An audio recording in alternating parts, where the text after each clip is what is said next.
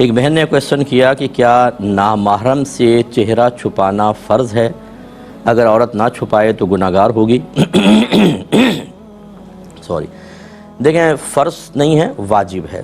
ان میں فرق ہوتا ہے۔ فرض تو وہ ہوتا ہے جو قرآن پاک کی کسی ایسی آیت سے ثابت ہو کہ جس میں کوئی بھی ڈاؤٹ نہ ہو، یعنی اس کی وضاحت کی کسی کو ضرورت نہ ہو، اس آیت کے مفہوم میں کئی جہتیں نہ نکلتی ہو، بھئی یہ بھی ہو سکتا ہے، یہ بھی ہو سکتا ہے، نو بالکل کلیئر اس سے جو چیز ثابت ہوتی ہے، اگر پازیٹیو ہے کہ کر سکتے ہیں تو فرض، اگر اس سے منع ثابت ہو رہا ہو تو حرام۔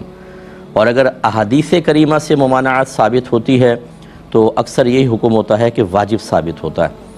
اور اگر تیسری چیز ہوتی ہے کہ علماء اسلام منع کرتے ہیں، ان کا قول بھی ایک شرعی حجت ہوتا ہے۔ اللہ تبارک و تعالی نے قرآن عظیم میں فرمایا کہ اطیعوا اللہ و اطیعوا الرسول و اولی الامر منکم، اللہ کی اطاعت کرو، اس کے رسول کی اطاعت کرو، اور ان لوگوں کا کہنا مانو جو تم میں حکم والے ہیں۔ حکم والے سے مراد مفتیان کرام، مجتہدین، وہ علماء کہ جو مسائل کو اچھی طرح جانتے ہیں اور لوگوں کی تربیت کا فریضہ سر انجام دے رہے ہیں، تو اللہ نے فرمایا ان کی اطاعت بھی کرو۔ تو یہ چہرے کا جو پردہ ہے، نبی کریم صلی اللہ علیہ وسلم کے دور میں تو نہ تھا، لیکن اس کے بعد جب علماء متاخرین نے بدلتے ہوئے زمانوں کو دیکھا، لوگوں کی طبیعتوں اور کیفیات کہ وہ پہلے چہرے کو دیکھتے ہیں اور چہرہ دیکھنے کے بعد اگر وہ دل پہ اثر کر جائے، اس پہ کوئی اٹریکشن ہو تو پھر وہ مزید قدم آگے بڑھاتے ہیں، تو پھر چہرے کے پردے کا حکم دیا۔ تو اس کی شرعی حیثیت واجب کی ہے کہ پردہ چہرہ چھپانا نامحرم سے واجب ہے، اور واجب اگر ترک کریں گے تو یقیناً گناہگار ہوں گے، اس لیے ہماری بہنوں کو نقاب کرنا چاہیے۔ لیکن جو مستثنیٰ صورتیں ہیں ہمیشہ ہر دور میں قائم رہیں گی۔ اللہ تعالیٰ عذر اور مجبوریوں کا لحاظ فرماتا ہے، لہذا اگر کوئی ایسا مقام ہے کہ عورت چہرے کا پردہ نہیں کر سکتی، کوئی مجبوری ہے، جیسے جوائنٹ فیملی سسٹم ہوتا ہے، اس میں دیور جیٹھ بھی ہوتے ہیں، چھوٹے چھوٹے گھر ہوتے ہیں، بعض اوقات آنا جانا لگا رہتا ہے، اس میں تسلسل سے نقاب رکھنا تو پاسبل نہیں ہے۔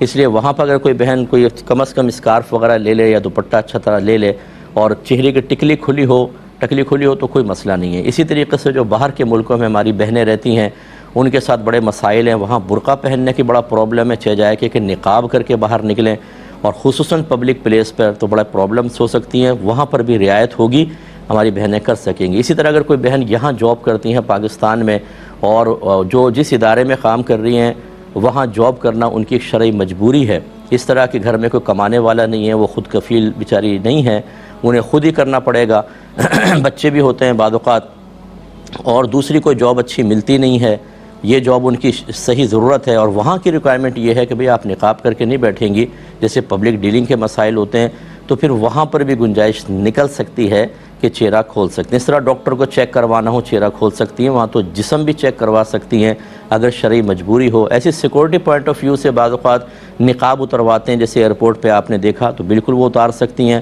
وہاں گناہ نہیں ہوگا۔ اس لیے میں جو تبلیغ دین کرنے والے وہ بہن بھائی کہ جو درجۂ علماء تک نہیں پہنچے ہوئے ہیں، یا اگر عالم بھی ہیں تو وہ بہرحال مفتی نہیں ہیں، اور ان کو کہاں مسئلہ کس صورتحال میں تبدیل ہوتا ہے اور کہاں تک شرعی رعایت دینی چاہیے نہیں دینی چاہیے، اس کا علم نہ ہو، تو میں خدارہ میں آپ سے گزارش کرتا ہوں کہ جب آپ اس قسم کے کسی مسئلے پہ کلام کریں تو پہلے مستند مفتیان کرام سے مشورہ کریں۔ ہر مسئلے میں سخت پہلو بیان کرنا یہ مطلوب شرع نہیں ہے، نہ یہ تقویٰ ہے۔ بعض اوقات تو ہم دوسروں کی زندگی تنگ کر رہے ہوتے ہیں، مسئلہ مشکل بتا رہے ہوتے ہیں، سخت مسئلہ بتا رہے ہوتے ہیں، اور اپنی آخرت کی بربادی کا سامان کر رہے ہوتے ہیں، کیونکہ وہاں مطلوب شرع یہ ہے کہ لوگوں کو رعایت دیں۔ آپ اپنے تقوی کی بنیاد پر سخت مسئلہ بتا کے مطمئن ہوتے ہیں کہ میں نے رعایت نہیں دی، تو پھر آپ تو خلاف شرع کام کر رہے ہیں۔ اس لیے آپ سے ایسے بچیوں سے میری گزارش ہے، پہلے علم سیکھیں پھر تبلیغ دین کریں۔ ایک بھائی نے کہا کہ یہ بغیر میوزک کے گانے سننا کیسا ہے؟ آج کل بہت سے ایسے سافٹ ویئرز آ گئے ہیں کہ آپ گانوں کے پیچھے سے میوزک کو ریزالو کر دیں اور صرف آپ گانا سن لیں، تو کیا ہم اس کو سن سکتے ہیں؟ دیکھیں، بالکل سن سکتے ہیں، لیکن اس گانے کے اندر فی نفسی ہی کوئی گندی چیز نہ ہو۔ بعض وقت محبت کے اشعار ہوتے ہیں جو خاص طور پہ اگر بچی سنے گی اور لڑکیاں سنیں گی تو دل زیادہ تیزی کے ساتھ بگاڑ کو قبول کرتا ہے۔ آج کل تو نوجوان لڑکوں کے حال بھی خراب ہیں، تو پھر اس طرح تو نہیں۔ ہاں، اگر ایسا نہیں ہے تو بالکل آپ سن سکتے ہیں. جیسے مثبت شعر ہوتے ہیں, اصلاحی شعر ہوتے ہیں, یہ قومی ترانے ہوتے ہیں, یہ ویسے ہی کوئی اشعار ہے لیکن اس میں فحش چیز نہیں ہے, خراب چیز نہیں ہے, تو بالکل آپ سن سکتے ہیں. یہ کہتے ہیں کہ بعض ایسے بھی ہوتے ہیں سانگز کے اس کے پیچھے جو میوزک ہوتا ہے وہ آلات کے ذریعے نہیں ہوتا بلکہ منہ سے بعض اوقات بجایا جاتا ہے, تو اس کی کیا شرعی حیثیت ہے؟ دیکھیں, جو علماء جس میں ہم بھی شامل ہیں کہ میوزک کو ہم منع کرتے ہیں کہ بلا شدید ضرورت کے میوزک جائز نہیں ہوتا ہے. تو فقہاء نے منع فرمایا کہ لکڑی کو بھی لکڑی پر طرب کے ساتھ نہ ماریں کہ اس سے بھی ایک میوزک کی آواز پیدا ہوتی ہے اور اس سے قلبی میلان ہوتا ہے, کیونکہ گانا میوزک وغیرہ دل میں نفاق کو پیدا کرتے ہیں, خرابی کو پیدا کرتے ہیں. یہ آپ کو ویسے محسوس نہیں ہوگا, آپ کہیں گے ہم تو خالی سانگ سن رہے ہیں یار, کون سا پرابلم ہے, میوزک سن رہے ہیں کون سا پرابلم ہے. لیکن آپ یہ دیکھیں گے کہ اس سے آہستہ ایک ایسا طبیعت کے اندر روحانی بگاڑ پیدا ہوگا کہ کچھ عرصے بعد آپ کو نماز پڑھنا مشکل ہو جائے گا, نیکوں کی صحبت اچھی نہیں لگے گی, کتابیں دینی کتابیں پڑھنے کو دل نہیں چاہے گا. آپ کیوں نہیں غور کرتے کہ یہ تبدیلی کیسے آئی, یہ چینج کیسے آ گئی؟ تو یہ اصل میں خرابیاں ان چیزوں کی ہوتی ہیں. لیکن بہرحال بہت سے علماء ہوتے ہیں جو مثبت اشعار کے ساتھ میوزک کو, یہ جیسے اچھے اشعار ہوتے ہیں عارفانہ کلام میں, اس کے ساتھ میوزک کو جائز کہتے ہیں.